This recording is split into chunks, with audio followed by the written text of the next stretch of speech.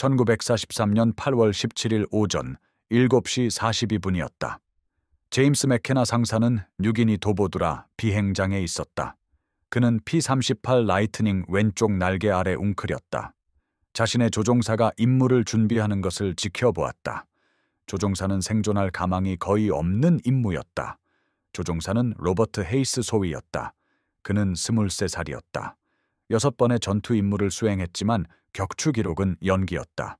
일본군은 18대의 미쓰비시 A6M0 전투기를 보냈다. 이들은 오전 정찰대를 요격할 예정이었다. 헤이스 소위는 그들과 정면으로 맞서게 될 것이었다. 맥케나 상사는 8달 동안 P-38 전투기를 정비해왔다. 그는 항공기를 속속들이 알고 있었다. 이 전투기는 쌍발 엔진을 가진 쌍동체 설계였다. 직진 속도가 빨랐고 높은 고도에서는 절대적인 강자였다. 그러나 P-38에는 치명적인 한 가지 문제가 있었다. 매일같이 미국 조종사들을 죽음으로 몰고 가는 문제였다. 그것은 제로기와 선회전을 할 수 없다는 것이었다.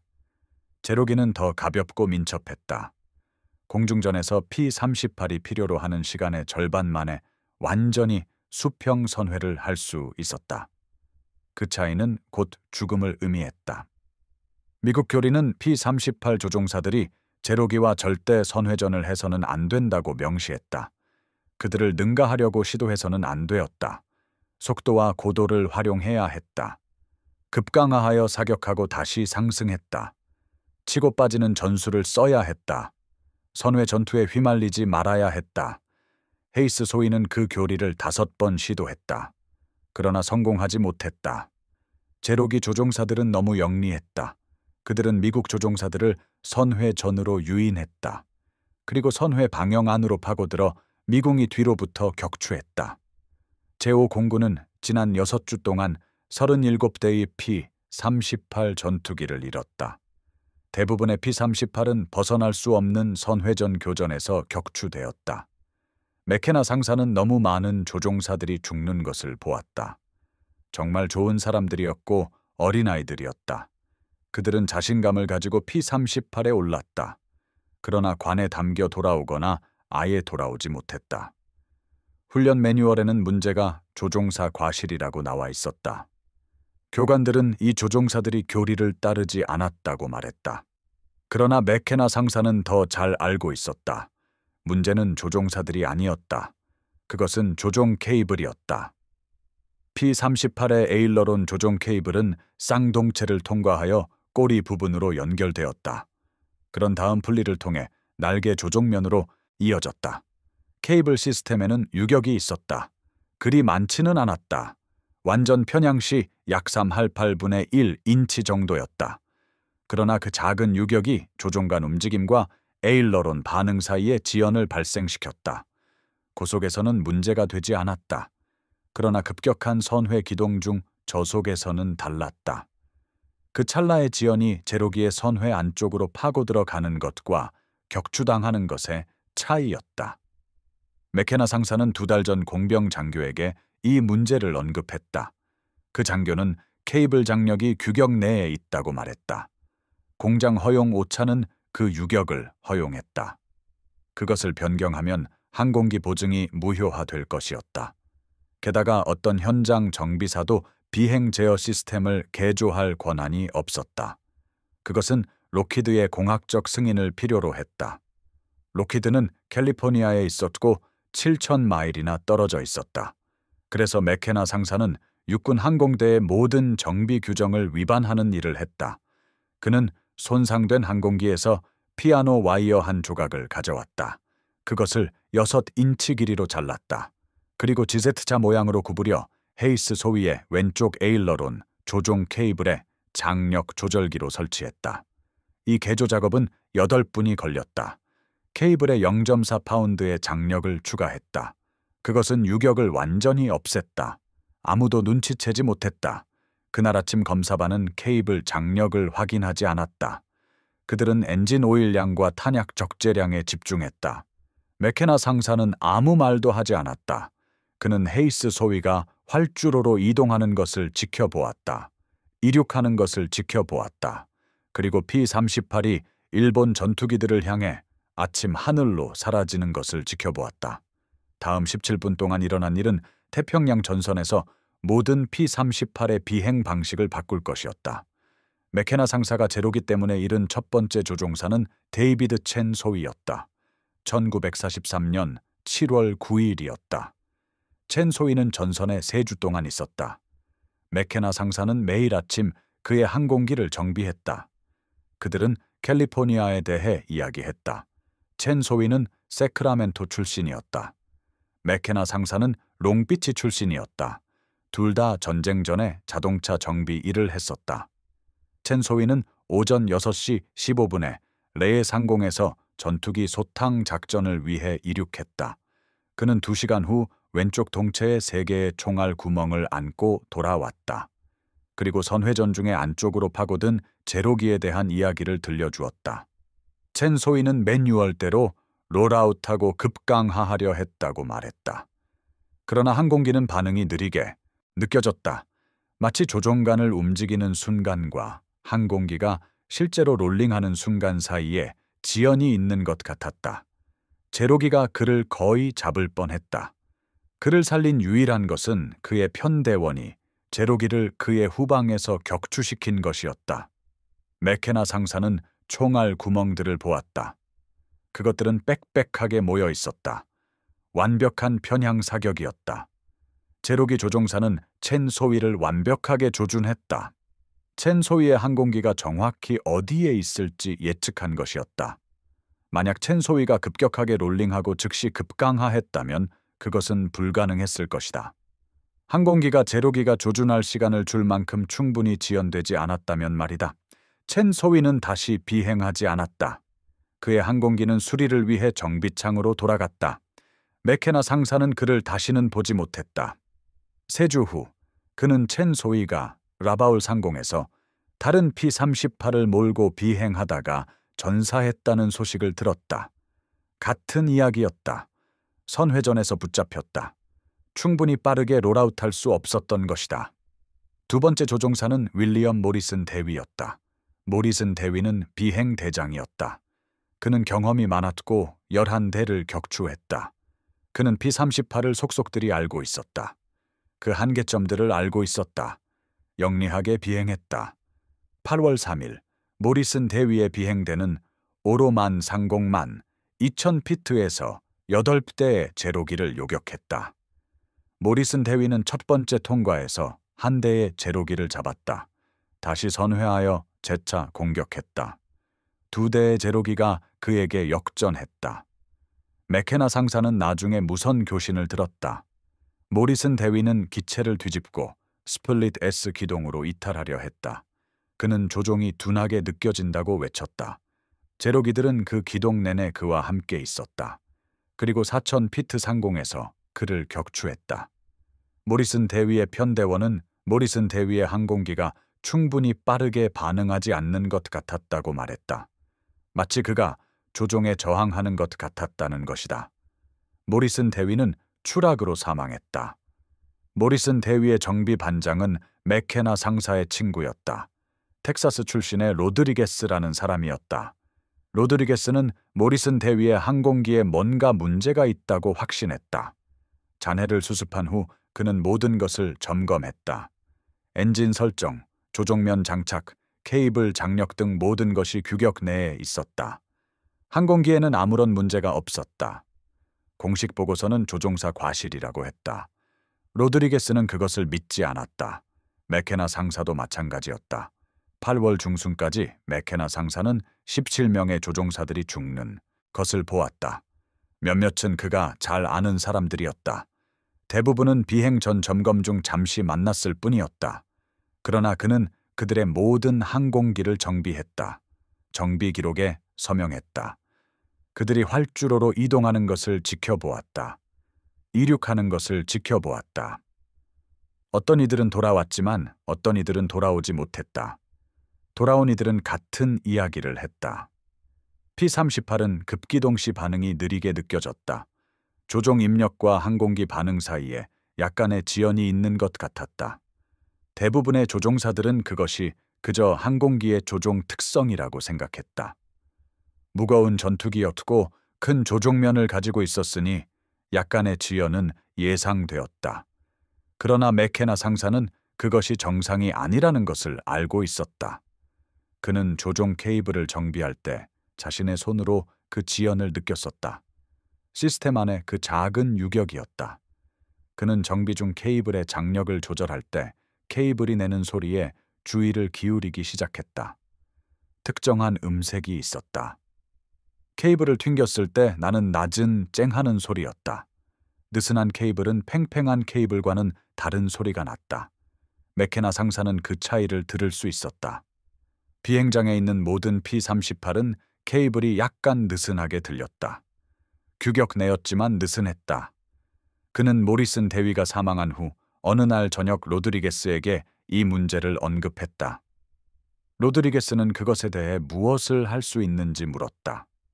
맥케나 상사는 공식적으로는 아무것도 할 수 없다고 말했다. 그러나 비공식적으로는 해결책이 있었다. 그것은 그들 둘 다 군사재판에 회부될 수 있는 규정을 위반하는 것이었다. 문제는 미국 조종사들이 무엇을 해야 할지 몰랐던 것이 아니었다. 그들은 알고 있었다. 모든 브리핑에서 그것을 강조했다. 모든 훈련 비행에서 그것을 반복했다. 제로기와 절대 선회전을 하지 마라. 속도를 활용하고 고도를 활용해라. 치고 빠져라. 교리는 명확했다. 문제는 전투가 교리를 따르지 않는다는 것이었다. 로버트 헤이스 소위는 뉴기니에 2달 동안 있었다. 23살의 아이오와 출신 농부 아들이었다. 그는 6번의 전투 임무를 비행했지만 격추 기록은 연기였다. 그가 나쁜 조종사였기 때문이 아니었다. 그는 규칙을 따랐기 때문이었다. 그리고 그 규칙들은 그를 사격할 기회를 얻지 못하는 상황에 계속 몰아넣었다. 그의 3번째 임무에서 헤이스 소위는 높은 고도에서 제로기에 급강하했다. 속도를 400마일 시속까지 올렸다. 그리고 매뉴얼에 따라 태양을 등지고 들어갔다. 제로기를 조준형에 넣었다. 편향 사격을 위해 조준선을 당기기 시작했다. 제로기는 왼쪽으로 급선회하며 급강하했다. 헤이스 소위는 뒤쫓으려 했다. 그의 P-38은 선회에 들어갔지만 진흙탕을 움직이는 것처럼 느껴졌다. 그의 항공기가 원하는 방향으로 향했을 때쯤 제로기는 이미 사라지고 없었다. 헤이스 소위는 기체를 뽑아내어 다시 고도로 상승했다. 한 발도 발사하지 못했다. 4번째 임무는 더 나빴다. 헤이스 소위와 그의 편대원은 15,000피트 상공에서 2대의 제로기를 기습했다. 헤이스 소위가 첫 발사에서 불발했다. 제로기는 급격히 오른쪽으로 역전했다. 헤이스 소위는 뒤따르기 위해 롤링했다. 그의 편대원은 위에서 2대의 제로기가 더 접근하고 있다고 외쳤다. 헤이스 소위는 다시 수평으로 롤링하고 급강하하려 했다. 항공기는 반응했지만 느렸다. 급강하하는 제로기 중 한 대가 헤이스 소위의 오른쪽 동체에 3초간의 기관포 세례를 퍼부을 만큼 충분히 느렸다. 20mm 기관포탄이었다. 그것들은 관통하지 않았지만 헤이스 소위를 심하게 놀라게 했다. 그래서 그는 교전을 중단하고 엔진에서 연기가 나는 채로 귀환했다. 5번째 임무에서 헤이스 소위는 그의 편대원이 죽는 것을 보았다. 그 편대원의 이름은 토마스 파커 소위였다. 21살의 보스턴 출신이었다. 그들은 함께 훈련을 받았다. 8월 14일, 파커 소위는 핀치아펜 상공의 공중전 중 편대에서 이탈했다. 2대의 제로기가 그의 후방에 붙었다. 파커 소위는 모든 것을 시도했다. 급격히 롤링하고 역전하고 시저스 기동을 시도했다. 제로기들은 모든 기동 내내 그와 함께 있었다. 헤이스 소위는 무전으로 도움을 요청하는 파커 소위의 목소리를 들었다. 그의 목소리에서 공포를 들었다. 그의 항공기가 충분히 빠르게 선회하지 못한다고 말하는 것을 들었다. 총성을 들었다. 파커 소위가 비명을 지르는 것을 들었다. 그리고 아무 소리도 들리지 않았다. 헤이스 소위는 그날 밤 잠을 자지 못했다. 대부분의 비행대원들도 마찬가지였다. 파커 소위의 침대는 비어 있었다. 그의 개인 물품들은 정리되어 고향으로 보내졌다. 그의 P-38은 전투 손실로 처리되었다. 정비 기록에는 기계적 문제가 없다고 기록되었다. 공식적인 원인은 방어 기동 중 조종사 과실이었다. 맥케나 상사는 파커 소위가 죽던 날 아침 그의 항공기를 정비했다. 모든 것이 완벽했다. 엔진 타이밍, 조종면 정렬, 케이블 장력 모두 규격 내였다. 항공기는 괜찮았다. 그러나 파커 소위는 어쨌든 죽었다. 그리고 맥케나 상사는 그 이유를 알고 있었다. 조종의 찰나의 지연, 매뉴얼에서 허용된다고 말한 그 작은 유격. 그것이 모리슨 대위와 첸 소위, 그리고 14명의 다른 조종사들을 죽인 것처럼 파커 소위를 죽였다. 가장 끔찍한 것은 냄새였다. 매일 아침 맥케나 상사가 정비구역에서 일할 때마다 항공유와 뜨거운 금속, 유압유 냄새가 코를 가득 채웠다. 그것은 전투를 준비하는 항공기들의 냄새였다. 그 항공기들 중 일부는 돌아올 것이었고 일부는 돌아오지 않을 것이었다. 그리고 맥케나 상사는 다음 날 아침에도 같은 냄새를 맡으며 그곳에 있을 것이었다. 더 많은 항공기를 정비하며 더 많은 조종사들이 자신들을 살려줄 만큼 빠르게 반응할 수 없는 기계로 걸어나가는 것을 지켜볼 것이었다. 8월 16일 저녁, 헤이스 소위는 정비구역으로 왔다. 그는 맥케나 상사가 자신에게 배정된 P-38을 정비하는 것을 발견했다. 헤이스 소위는 항공기를 더 빠르게, 롤링하게 만들 수 있는 것이 있는지 맥케나 상사에게 물었다. 무엇이든 상관없다고 했다. 헤이스 소위는 규정인지 아닌지는 상관없다고 말했다. 그는 단지 기회를 원했다. 맥케나 상사는 헤이스 소위를 바라보았다. 그는 두려움을 보았다. 절박함을 보았다. 무언가 바뀌지 않으면 죽을 것이라는 것을 아는 한 아이를 보았다. 맥케나 상사는 헤이스 소위에게 아침에 다시 오라고 말했다. 자신이 무엇을 할 수 있을지 보겠다고 했다. 맥케나 상사는 그날 밤 혼자 일했다. 밤 11시 이후 정비 경납고는 조용했다. 대부분의 승무원들은 잠자리에 들었다. 유일한 소리는 발전기에 멀리서 들리는 럼블 소리뿐이었다. 머리 위 조명에 부딪히는 곤충들의 윙윙거리는 소리도 들렸다. 공기는 엔진 오일과 열대 습한 냄새가 났다. 그는 헤이스 소위의 P-38 왼쪽 동체에서 점검 패널을 떼어냈다. 금속은 한낮의 태양열로 아직 따뜻했다. 안쪽에는 에일러론 조종 케이블이 일련의 분리를 통해 꼬리 부분으로 연결되어 있었다. 맥케나 상사는 두 손으로 케이블을 잡고 당겼다. 유격을 느꼈다. 장력이 잡히기 전까지 약 3할 8분의 1 인치 정도의 유격이 있었다.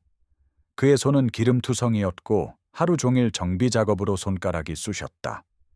그러나 그는 그 유격을 분명히 느낄 수 있었다. 그것은 잘못된 것이었다. 그는 그것이 잘못되었다는 것을 알고 있었다. P-38호 항공기의 피아노 줄은 이 주전 지상 선회를 하다가 망가진 것에서 나왔습니다. 그 항공기는 폐기될 예정이었습니다. 하지만 맥케나는 정비창으로 가기 전에 쓸모있는 부품들을 떼어냈습니다. 여기에는 방향타 트림 시스템에서 나온 6인치 길이의 고강도 피아노 줄도 포함되어 있었습니다. 그는 왜인지도 모른 채 그것을 공구 가방에 넣어두었습니다. 이제 그는 그 이유를 알았습니다. 그는 경납고 바닥에 앉아 줄과 플라이어를 가지고 그것을 G 모양으로 구부렸습니다. 줄은 뻣뻣해서 플라이어에 저항했습니다. 그의 손은 2번 미끄러졌고 2번째 시도에서 엄지손가락을 베었습니다. 피 때문에 줄은 미끄러워졌습니다. 그는 작업복에 피를 닦아내고 계속 작업했습니다. 구부리는 대 8분이 걸렸습니다. 그 G 모양은 인라인 텐셔너 역할을 할 것이었습니다. 이것은 케이블에 적절한 예압을 가해 느슨함을 없앨 것이었습니다. 설치하는 것은 더 어려웠습니다. 붐 안쪽 공간은 비좁았습니다. 맥케나는 한 손으로는 손전등을 들고 다른 한 손으로 작업해야 했습니다. 손전등 불빛은 계속 움직였습니다. 그림자들이 케이블 시스템 위를 가로질러 뛰어다녔습니다. 그의 어깨는 붐 구조물에 끼었습니다. 금속 모서리가 그의 팔을 베었습니다. 그는 밤 공기에도 불구하고 등에서 땀이 흐르는 것을 느낄 수 있었습니다. 그는 분리 연결부에서 케이블을 분리했습니다. 그의 손가락은 클레비스 핀을 더듬었습니다. 그리고는 그것을 떨어뜨렸습니다. 그것이 붐 안 어딘가에서 튀어오르는 소리를 들었습니다. 그는 그것을 찾을 때까지 5분 동안 어둠 속에서 손을 더듬었습니다. 그는 내내 심장이 쿵쾅거렸습니다. 만약 공군 기술 장교가 비행 제어 시스템에 대한 무단 개조를 하는 그를 발견했다면 그는 군법 회의에 회부될 것이었습니다. 어쩌면 불명예 전역이나 징역형을 받을 수도 있었습니다. 하지만 맥케나가 뭔가 하지 않으면 헤이즈는 죽을 것이었습니다. 그는 케이블 끝과 풀리 사이에 피아노 줄 텐셔너를 삽입하고 케이블을 다시 연결했습니다. 끼워 넣기가 뻑뻑했습니다. 그는 클레비스 핀을 억지로 밀어 넣어야 했습니다. 핀이 마침내 제자리에 고정되자 그는 손으로 장력을 테스트했습니다. 케이블을 당겨보았습니다. 느슨함이 없었습니다. 조종면은 즉시 움직였습니다. 완벽했습니다. 맥케나는 점검 패널을 다시 부착하고 공구를 정리했습니다. 그는 줄과 손에 묻은 피를 닦아냈습니다. 새벽 1시 15분에 경납고에서 걸어 나왔습니다. 열대밤은 습하고 고요했습니다. 멀리서 항공기 엔진 소리가 들렸습니다. 아마도 일본의 야간 기습기였습니다. 그 소리는 그의 속을 불편하게 만들었습니다. 그는 방금 무단으로 비행 제어 시스템을 개조했습니다. 비표준 부품을 사용했으며 적어도 12가지 규정을 위반했습니다. 만약 비행 중에 개조가 실패하면 헤이즈는 추락하고 맥케나가 책임져야 할 것이었습니다. 하지만 성공한다면 헤이즈는 살 수 있었습니다. 맥케나는 그의 침상으로 갔습니다. 그는 잠들지 못하고 새벽까지 천장을 바라보았습니다. 오전 6시 30분에 그는 비행장으로 걸어갔습니다. 승무원이 헤이즈의 항공기에 연료를 채우고 무장하는 것을 보았습니다. 헤이즈가 비행 전 브리핑을 위해 걸어 나가는 것을 보았습니다. 그가 조종석에 오르는 것을 지켜보았습니다. 오전 7시 42분, 헤이즈는 이륙했습니다. 맥케나는 비행장에 서서 P-38호가 아침 하늘로 솟아오르는 것을 보았습니다. 그것이 16대의 다른 항공기와 편대를 이루는 것을 지켜보았습니다. 그들이 일본 영공을 향해 북서쪽으로 향하는 것을 보았습니다. 그리고 그가 할 수 있는 일은 기다리는 것뿐이었습니다. 교전은 오전 8시 14분에 시작되었습니다. 헤이즈의 4대 P-38호 편대는 휴온 상공 13,000피트에서 9대의 제로기를 요격했습니다. 아침 햇살이 그들 뒤에 있었습니다. 다이빙 공격을 위한 완벽한 배치였습니다. 헤이즈는 3번째 위치를 비행하고 있었습니다. 그의 편대장이 급강하 공격을 알렸습니다. 그들은 돌입했습니다.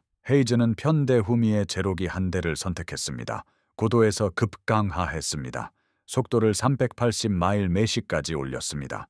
제로기는 그의 조중령 안에서 점점 커졌습니다. 헤이즈는 동체에 그려진 우길 승청이를 볼 수 있었습니다. 캐노피 안에 조종사 머리도 볼 수 있었습니다. 그는 반가쇠를 당겼습니다. 정해 59경 기관총과 단일 20mm 기관포가 불을 뿜었습니다. 예광탄이 뻗어나갔습니다. 대부분 빗나갔습니다. 몇 발이 제로기의 날개에 부딪혀 불꽃을 일으켰습니다. 충분하지 않았습니다. 제로기는 오른쪽으로 급선회하며 급강하했습니다. 헤이즈는 따라가기 위해 선회했습니다. 그때 그는 그것을 느꼈습니다. 항공기는 즉시 반응했습니다. 지연도 지체도 없었습니다. 조종관이 움직이자 항공기는 즉시 선회했습니다.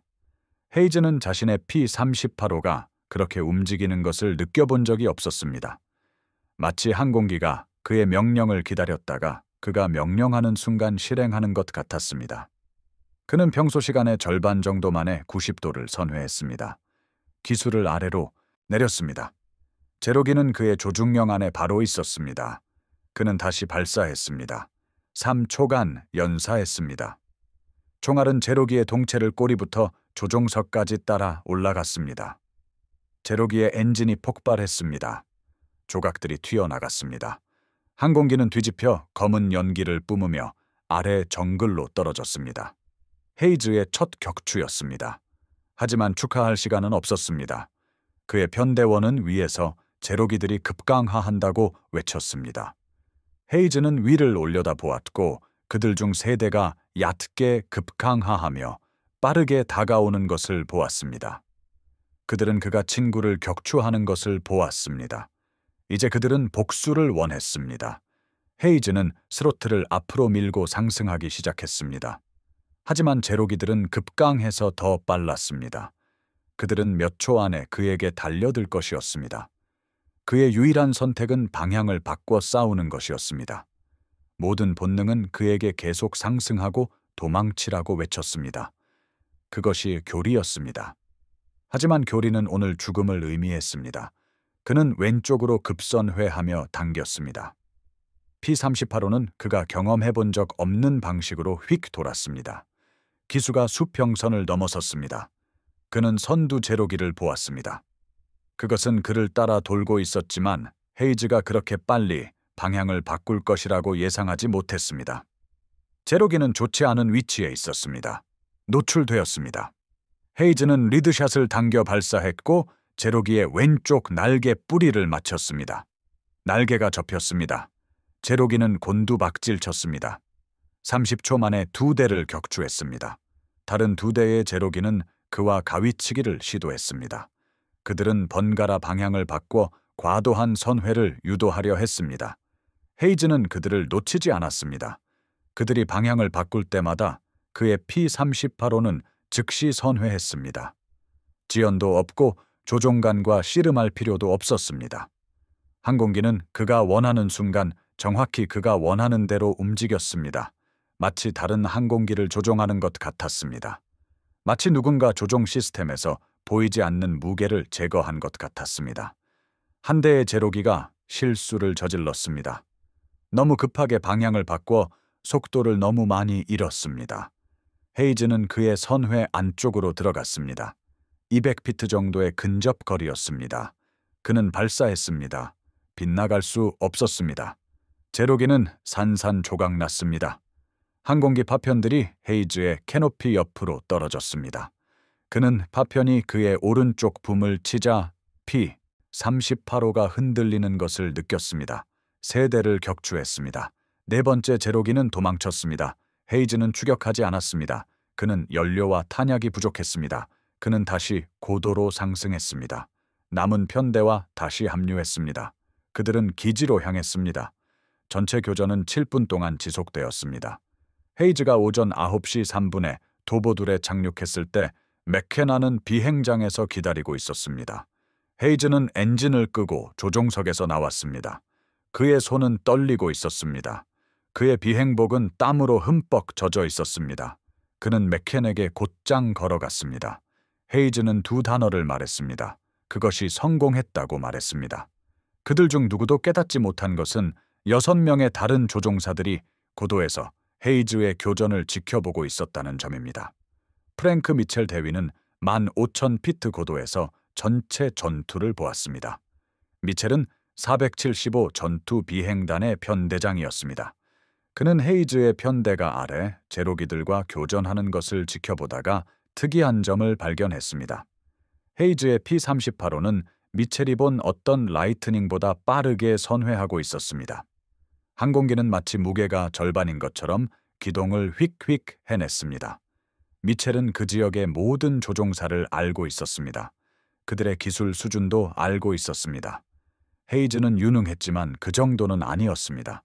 그의 항공기에 뭔가 다른 점이 있었습니다. 착륙 후 미첼은 디브리핑 룸에서 헤이즈를 찾았습니다. 헤이즈는 여전히 아드레날린으로 흥분해 있었습니다. 그는 전투 보고서를 작성하면서 손을 떨고 있었습니다. 3대 격추가 확인되었습니다.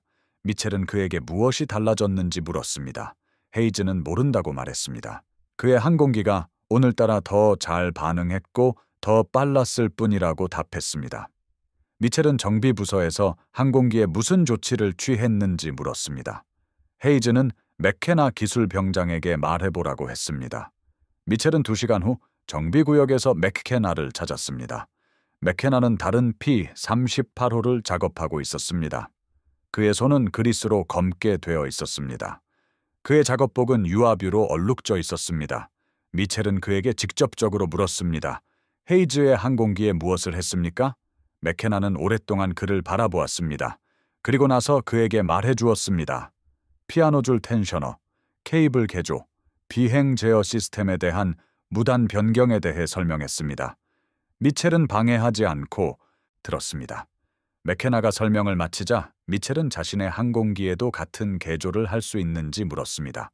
맥케나는 그렇다고 말했습니다. 하지만 미첼은 위험을 이해해야 했습니다. 그 개조는 승인되지 않았고 테스트되지도 않았습니다. 만약 뭔가 잘못되면 둘 다 기소될 것이었습니다. 미첼은 상관없다고 말했습니다. 그는 지난 한 달 동안 자신의 편대에서 4명의 조종사를 잃었습니다. 모두 벗어날 수 없는 선회 전투에 휘말렸습니다. 만약 그들이 생존하는 데 도움이 될 수 있는 것이 있다면 그는 그것을 원했습니다. 규정은 나중에 생각할 문제였습니다. 그날 저녁, 맥케나는 미첼의 P-38호를 개조했습니다. 동일한 피아노줄 텐셔너와 동일한 설치 방법으로 작업했습니다. 미첼은 다음 날 아침 그 비행기를 조종했고 개선 사항에 대해 열광하며 돌아왔습니다. 항공기가 트럭처럼 아니라 전투기처럼 선회한다고 그의 편대원에게 말했습니다. 편대원은 맥켄에게 자신도 개조를 원한다고 말했습니다. 8월 20일까지 맥케나는 9대의 항공기를 개조했습니다. 소문은 비행대 전체에 퍼졌습니다. 조종사들은 그들의 정비 반장에게 케이블 개조에 대해 들어본 적이 있는지 묻기 시작했습니다. 일부 정비 반장은 규정 위반이라며 거부했습니다. 다른 이들은 시도해볼 의향이 있었습니다. 맥케나는 그들에게 방법을 보여주었습니다. 피아노 줄을 자르고 지 모양으로 구부린 다음 인라인 텐셔너로 설치했습니다. 8분이 걸리지만 모든 것을 바꾸는 작업이었습니다. 개조는 조종사에서 조종사로, 정비사에서 정비사로 퍼져나갔습니다. 공식 문서나 공학적 승인도 없었습니다. 단지 대기실과 정비구역에서 속삭이는 대화뿐이었습니다. 헤이즈는 8월 22일 개조된 조종 장치를 사용하여 제로기 2대를 더 격추했습니다. 미첼은 8월 25일 3대를 격추했습니다. 다른 조종사들도 임무에서 격추를 기록하며 돌아오기 시작했습니다. 이러한 통계는 무시할 수 없었습니다. 제임스 와킨스 중위는 구삽에 주둔한 49 전투 비행단의 정비 반장이었습니다. 그는 도보둘에서 정은 온 조종사로부터 그 개조에 대해 들었습니다. 와킨스는 회의적이었지만 한 대의 항공기에 시도해 보았습니다. 그 조종사는 다음 임무에서 돌아와 8주간의 전투 끝에 첫 격추를 기록했습니다. 와킨스는 4대의 항공기를 더 개조했습니다. 49 비행단의 다른 정비 반장들도 그것을 시작했습니다. 9월 초까지 뉴기니의 약 40대 P-38호들이 이 개조를 했습니다. 도보드라의 공군 기술 장교는 뭔가 달라진 점을 눈치챘습니다. 하지만 무엇인지는 알아낼 수 없었습니다. 정비 반장들이 검사 전에 텐셔너를 제거하고 검사 후에 다시 설치했기 때문에 조종 케이블 장력은 검사에서 정상으로 확인되었습니다. 조종사들은 알았고 정비사들도 알았지만 아무도 장교들에게 말하지 않았습니다. 격추율이 달라지기 시작했습니다. 7월에는 남서태평양의 미국 조종사들이 제로기 한 대를 격추할 때마다 P-38호 2대를 잃었습니다. 8월에는 1.3대 1이었습니다. 9월에는 거의 대등해졌습니다. 뭔가 변한 것이었습니다. 하지만 공식적으로는 아무도 무엇인지 몰랐습니다. 그때 일본군이 알아차렸습니다. 일본 전투기 조종사들은 8월 말에 처음으로 변화를 보고했습니다. 10일 항공대의 비행 보고서에는 미국 P-38호들이 더 공격적으로 기동하고 더 빠르게 선회하며 더 신속하게 방향을 바꾸고 있다고 언급되었습니다. 보고서에는 수개월 동안 신뢰할 수 있었던 전술들이 갑자기 실패하고 있다고 지적되었습니다. 사카이 사부로 해군 중좌는 일본 최고의 에이스 중 한 명이었습니다. 64대 격추를 확인받았습니다.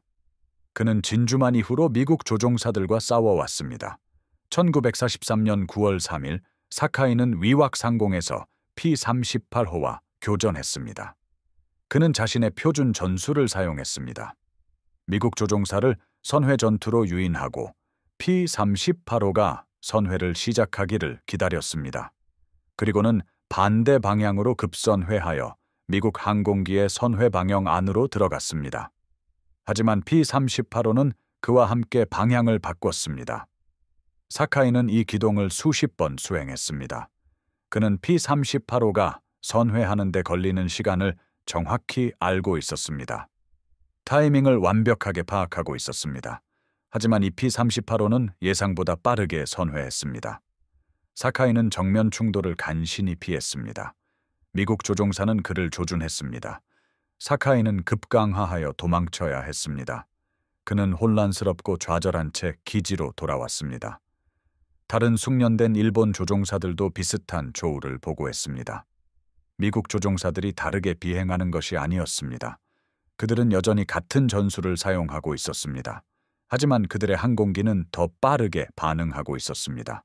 아주 미세하게 빨랐지만 중요할 만큼 충분했습니다. 일본 조종사들이 이용해왔던 타이밍을 방해하기에 충분했습니다. 일본 정보부는 무엇이 바뀌었는지 파악하려 했습니다. 격추된 P-38 전투기의 잔해를 조사했지만 눈에 띄는 개조 사항은 발견하지 못했습니다. 그 전투기는 몇 달 동안 싸워온 기체와 똑같아 보였습니다. 엔진은 동일했습니다. 무장도 같았습니다. 외관상으로는 아무것도 변하지 않았습니다. 일본군은 그 변화가 붐 내부에 숨겨져 있다는 사실을 알지 못했습니다. 6인치 길이의 피아노선 조각이 원래 부품처럼 보였기 때문입니다. 심지어 그들이 그것을 발견했더라도 그 목적을 이해하지 못했을 수 있습니다. 그것은 새로운 무기 시스템도 새로운 엔진도 아니었습니다. 단지 조종 케이블 장력에 대한 사소한 개조였습니다. 그러나 그 사소한 개조는 그들의 조종사들을 죽이고 있었습니다. 9월 중순 무렵 일본 조종사들은 전쟁 초반 이후 볼 수 없었던 비율로 P-38 전투기에게 항공기를 잃고 있었습니다. 심리적 영향은 상당했습니다. 2년 동안 제로 전투기 조종사들은 선회 전투에서 하늘을 지배했습니다. 그들은 미국 항공기가 무엇이든 능가할 수 있다고 확신했습니다. 그 자신감은 무너지고 있었습니다. 공격을 밀어붙이던 조종사들은 조심스럽고 망설이게 되었습니다.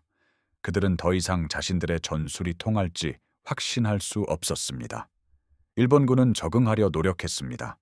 일부 조종사들은 P-38 전투기와의 선회 전투를 피하고 대신 치고 빠지는 전술을 사용했습니다. 그러나 이는 그들의 주요 이점을 포기하는 것을 의미했습니다. 제로 전투기의 강점은 기동성이었습니다. P-38 전투기처럼 싸우는 것은 미국식으로 싸우는 것을 뜻했습니다. P-38 전투기는 더 빠르고 무장도 강력했으며 더 많은 손상을 견딜 수 있었습니다. 다른 조종사들은 더 공격적으로 나서고 발사 전에 사거리를 좁히며 더 많은 위험을 감수하여 이를 만회하려 했습니다. 그러나 적기를 능가하는 선회 능력이 없는 공격성은 단지 더 빨리 죽는 것을 의미했습니다. 여러 명의 숙련된 일본 조종사들이 7월에는 완벽하게 통했던 전술을 9월에 시도하다가 사망했습니다. 일본 조종사들의 근본적인 문제는 볼 수 없는 적과 싸우고 있다는 점이었습니다. 그들은 무언가 바뀌었다는 것을 알았지만 무엇이 바뀌었는지 몰랐습니다. 그들은 또한 어떻게 대응해야 할지 알아낼 수 없었습니다. 존재조차 모르는 개조 사항에 맞서 전술을 개발할 수는 없습니다. 9월 말 무렵 제11 항공대는 P-38 전투기와의 전투에서 38대 전투기를 잃었습니다. 같은 기간 동안 미국은 22대의 항공기를 잃었습니다. 비율이 역전되었습니다. 태평양 전쟁에서 처음으로 P-38 전투기는 제로 전투기를 1대1 이상의 비율로 격추했습니다. 일본 사령부는 조종사들에게 상당한 수적 우위가 없는 한 P-38 전투기와의 교전을 피하라고 명령했습니다. 그 명령은 전환점이 되었습니다. 제로 전투기는 사냥꾼에서 사냥감이 되었습니다. 이 모든 것은 아무도 설치하지 않기로 되어 있던 피아노선 한 조각 때문이었습니다. 그 개조는 전쟁 중 공식화되지 않았습니다. 미국 육군 항공대 공병사령부는 1943년 10월에 이 사실을 알았습니다. 도보두라 기지의 한 정비 검사관이 일관성 없는 케이블 장력 수치를 발견했기 때문입니다. 그는 불일치의 원인이 피아노선 장력 조절기임을 밝혀냈습니다. 보고서를 작성하여 지휘 계통에 보냈습니다. 장교들이 무엇을 할지 논의하는 동안 보고서는 3주 동안 책상에 놓여 있었습니다. 그 개조는 규정을 위반했지만 효과는 있었습니다. 그 개조를 사용한 전투 비행대대는 훨씬 더 나은 격추율을 보였습니다. 조종사들이 살아남고 있었습니다. 문제는 개조가 도움이 되었는지 여부가 아니었습니다. 문제는 승인 없이 개조를 설치한 정비사들을 처벌할 것인지 아니면 사후에 조용히 승인할 것인지였습니다. 11월에 록히드사는 그 개조를 평가하기 위해 뉴기니로 엔지니어링 팀을 보냈습니다. 그들은 그것을 시험하고 케이블 장력을 측정하며 응력 하중을 계산하고 비행 시험을 수행했습니다. 그들의 결론은 그 개조가 안전하고 효과적이라는 것이었습니다. 그것은 원래 설계의 일부였어야 했습니다. 록히드사는 1943년 12월에 생산을 시작한 P-38J 모델에 유사한 장력 조절 시스템을 통합했습니다. 그러나 맥케나는 결코 공식적인 공로를 인정받지 못했습니다. 어떠한 표창도 메달도 보고서에도 언급되지 않았습니다. 록히드사의 공식 문서는 조종 시스템 개선을 공학적 분석 덕분으로 돌렸습니다. 맥케나의 이름은 어디에도 나타나지 않았습니다. 헤이즈는 전쟁에서 살아남았습니다. 그는 63회의 전투 임무를 수행했고 일본 항공기 11대를 격추했습니다. 1945년에 아이오와로 돌아와 고등학교 시절 연인과 결혼했습니다. 4명의 자녀를 두었으며 37년 동안 농약 살포기 조종사로 일했습니다. 그는 맥케나가 한 일을 결코 잊지 않았습니다. 매년 8월 17일 헤이즈는 맥켄에게 전화하여 생명을 구해준 것에 대해 감사했습니다. 미첼도 살아남았습니다. 그는 비행대대장이 되었고 필리핀 전역에서 자신의 부대를 이끌었으며 16대의 항공기를 격추했습니다. 전쟁 후 그는 공군에 남았고 1963년에 대령으로 전역했습니다. 그는 자신이 감독하는 모든 젊은 정비 장교들에게 맥케나의 개조 이야기를 들려주었습니다. 또한 때로는 엔지니어들이 놓치는 문제들을 발견하는 사병 정비사들에게서 최고의 해결책이 나온다는 것을 그들이 이해하도록 했습니다. 맥케나는 1946년까지 육군 항공대에 복무했습니다. 캘리포니아로 돌아와 자동차 정비 일을 다시 시작했습니다. 1948년에 롱비치에 자신의 차고를 열었습니다. 그는 42년 동안 엔진을 정비했습니다. 전쟁에 대해서는 많이 이야기하지 않았습니다. 사람들이 물으면 그는 자신을 정비사라고 말했습니다. 비행기를 고쳤을 뿐이라고 했습니다. 1991년 P-38 전투기 개조를 연구하던 한 군사 역사가가 뉴기니의 정비 기록에서 피아노선 장력 조절기에 대한 언급을 발견했습니다. 그 역사가 맥케나를 참전 용사 등록부를 통해 찾아냈습니다. 당시 맥케나는 73살이었고 여전히 자신의 차고에서 시간제로 일하고 있었습니다. 그 역사가 그에게 개조에 대해 물었습니다. 맥케나는 그 이야기를 확인해 주었습니다. 그는 특별한 것이 아니라 단지 해야 할 일이었다고 말했습니다. 그 역사가에 따르면 그 개조는 80에서 100명의 미국 조종사들의 생명을 구했을 수도 있습니다. 이는 개조를 사용한 비행대대의 생존율 개선을 바탕으로 추정된 것입니다. 맥케나는 세어본 적이 없다고 말했습니다. 그는 단지 돌아온 조종사들을 기억했습니다. 헤이즈, 미첼, 왓킨스, 그리고 다른 이들이었습니다. 그것으로 충분했습니다. 제임스 맥케나는 2006년에 88살의 나이로 사망했습니다. 그는 캘리포니아의 퍼시픽 뷰 메모리얼 파크에 묻혔습니다. 그의 부괴는 제2차 세계대전에서 항공기 정비사로 복무한 사실이 언급되었습니다. 피아노선 장력 조절기는 언급되지 않았습니다. 그가 미국 전투기들이 비행하는 방식을 바꾼 사실도 언급되지 않았습니다. 생명을 구하기 위해 규정을 어겼다는 사실도 언급되지 않았습니다. 롱비치의 그의 차고는 여전히 그곳에 있습니다.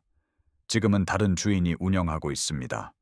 그러나 뒷사무실 벽에는 색바랜 사진 한 장이 걸려 있습니다. 작업복을 입은 젊은 정비사가 P-38 라이트닝 전투기 옆에 서 있습니다. 사진 뒷면에 쓰인 날짜는 1943년 8월 뉴기니입니다. 그것이 바로 전쟁에서 혁신이 실제로 일어나는 방식입니다. 공식적인 경로를 통해서나 엔지니어링 위원회를 통해서가 아닙니다. 문제를 보고 해결책을 찾아내며 생명을 구하기 위해 허락을 기다리지 않는 하사관과 정비사들을 통해서입니다. 저희만큼 이 이야기가 흥미로웠다면 잠시 시간을 내어 이 영상의 좋아요를 눌러주십시오. 이는 저희가 제2차 세계대전의 더 많은 잊혀진 이야기들을 공유하는 데 도움이 됩니다. 알려지지 않은 이 역사들과 계속 함께하려면 구독해 주십시오. 모든 이야기가 소중합니다. 모든 이야기는 기억될 가치가 있습니다. 저희는 여러분의 의견을 듣고 싶습니다. 아래에 댓글을 남겨 시청하시는 지역을 알려주십시오. 저희 커뮤니티는 텍사스부터 태즈메이니아까지, 참전 용사부터 역사 애호가까지 다양합니다. 여러분은 여기에서 특별한 것의 일부입니다. 시청해 주셔서 감사합니다. 이 이야기들을 계속 살아있게 해주셔서 감사합니다.